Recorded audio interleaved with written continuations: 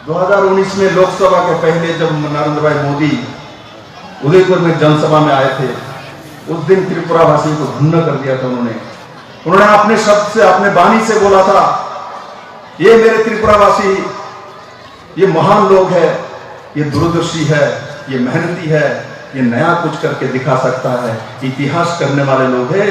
भारत के दूसरे प्रांत से लोग आके इनसे सीख के जा रही है। आशीर्वाद माननीय प्रधानमंत्री ने दिया था। ऐसे तो बड़ा आशीर्वाद एक प्रधानमंत्री কাছ থেকে রাজ্যবাসী কি পেতে পারে? আগে কি পেতাম? আমরা নিপীড়িত, আমরা বঞ্চিত, আমরা লুণ্ঠিত, আমাদের কেউ নাই, আমরা ছোট্ট রাজ্যে। বাস এই শব্দগুলো আজকে ত্রিপুরাতে, এই শব্দগুলো নেই। আজকে ত্রিপুরাতে কি শব্দ?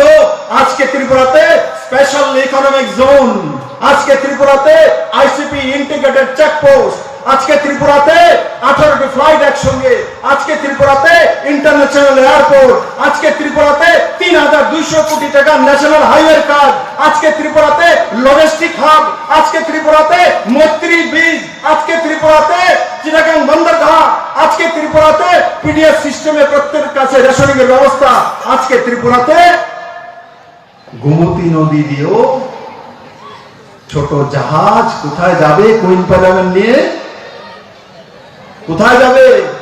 নরেন্দ্র মোদীর কনস্টিটুয়েন্সি বারাণসীতে নিয়ে যাবে। বারাণসীতে কুইন পাইলট বিক্রি করবো ত্রিপুরা থেকে গোমতী নদী দিয়ে। যোগীজির এবং মহেন্দ্র সিংজির প্রদেশ, সবচেয়ে বড় প্রদেশ উত্তরপ্রদেশে কুইন পাইনাপল বিক্রি করবো মহেন্দ্রজি। সেই দিশাসে মাননীয় প্রধানমন্ত্রী প্রটোকল রোড ডিক্লেয়ার করে দিয়েছে। আর ড্রেজিং 1 মাসের মধ্যে শুরু হবে।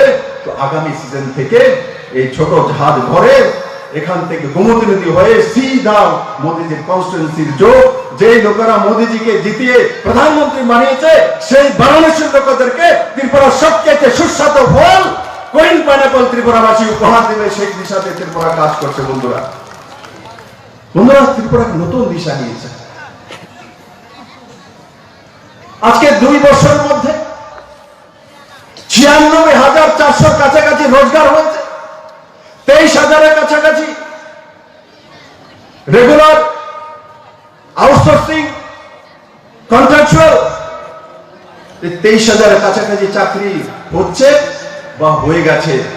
আর বাকি বিভিন্ন ভাবে পিএমএজিপি হোক, কমার্শিয়াল ইন্ডাস্ট্রি হোক, টিআরএলএম হোক, মনরেগা হোক, তার মাধ্যমে ত্রিপুরাতে প্রায় 1 লাখের কাছাকাছি রোজগার হয়েছে।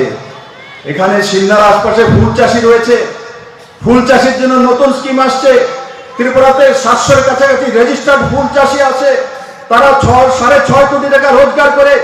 এই সরকার সিদ্ধান্ত করেছে আগামী 2 বছরের মধ্যে এই ফুল চাষিদেরকে সাবসিডাইজ লোন দিয়ে কমসে কম 60 কোটি টাকা রোজগারের ব্যবস্থা এই সরকার করবে।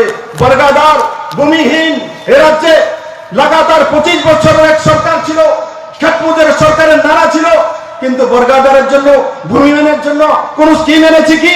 বর্গাদারের জন্য যদি কোন স্কিম এনেছে, ত্রিপুরা রাজ্যে প্রথম কোন স্কিম এনেছে এই নতুন সরকার এনেছে। 15 আগস্টে ঘোষণা করা হয়েছে যে 50,000 বর্গাদারকে প্রথম কিস্তিতে কেসিসি লোন দেওয়া হবে, মানে 7% ইন্টারেস্টে। তার মধ্যে যে সময় মতো লোন দেয় তো 3% মাফ করবে, 4% এবং রাজ্য সরকার তার মধ্যে সাবসিডি দেবে। সেই দিশাতে ত্রিপুরা চলে গেছে। আগে বর্গাদার, ভূমিহীনেরা কি কেসিসি লোন পেতে পারত? বলুন তো মোহাম্মদবাসী, তার কোনো ব্যবস্থা ছিল? তার কোনো ব্যবস্থা ছিল না। কারণ কি? জমির মালিক যদি না হয়, পর্চা যদি না থাকে, দলিল যদি না থাকে, তো কেসিসি লোন পাওয়া যায় না। সেটাই প্রমাণিত করে রেখেছিল। এই সরকার আসার পরে ব্যাংকে বলা হয়েছে জমিন তা না থাকলেও চলবে, তাকে লোন দিতে হবে, সরকার তার গ্যারান্টার হবে, তার জন্য কারোর দলিলের দরকার নেই। সেই দিশাতে সরকার কাজ করেছে। ভূমিহীনদেরকে প্রকৃতপক্ষে কেউ যদি সাহায্য করেছে, এই নতুন সরকার করেছে। প্রধানমন্ত্রী আবাস যোজনা, প্রধানমন্ত্রী আবাস যোজনা এই সরকার এক বিশেষ স্থান নিয়েছে। কিন্তু প্রধানমন্ত্রী আবাস যোজনা এই পর্যন্ত ত্রিপুরাতে 49,000 পেয়েছে। এই পর্যন্ত বাকি ত্রিপুরাতে বড় মাত্রায় টিনের ঘর আছে। নিয়ম আছে প্রধানমন্ত্রী আবাস যোজনায়, টিনের ঘর যদি হয় সেই প্রধানমন্ত্রী আবাস যোজনা ঘর পাবে না, মানে সে বড়লোক মানুষ।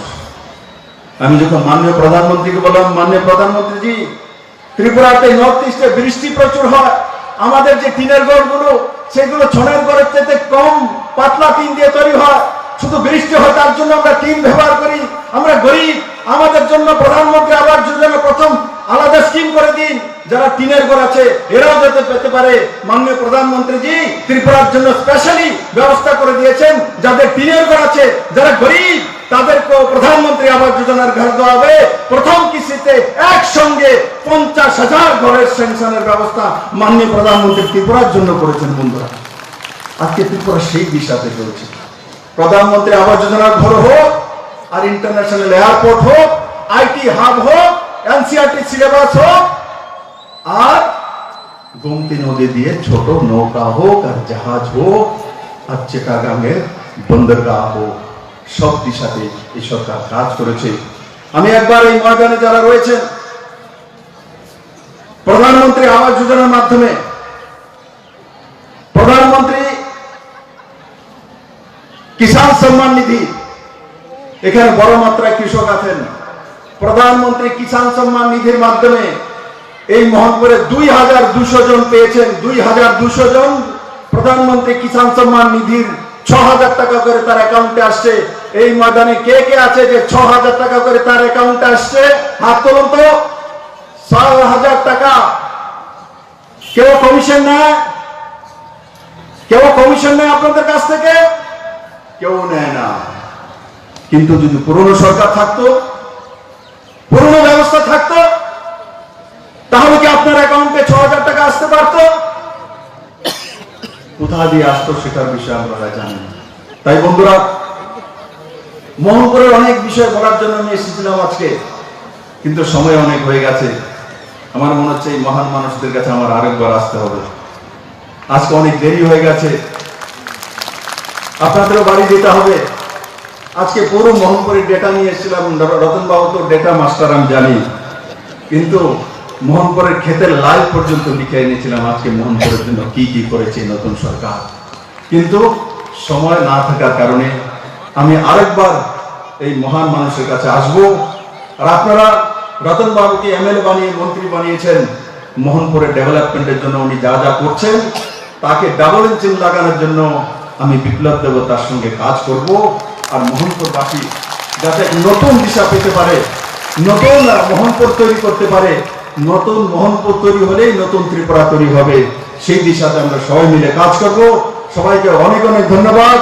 সবাই একবার বলুন দুবার, ভারত মাতা কি, ভারত মাতা কি, ভারত মাতা কি, নরেন্দ্র ভাই মোদী কি, নরেন্দ্র ভাই মোদী কি, গজেন্দ্র সিং শেখাবত কি, গজেন্দ্র সিং শেখাবত কি। সবাইকে অনেক অনেক ধন্যবাদ। আমরা অত্যন্ত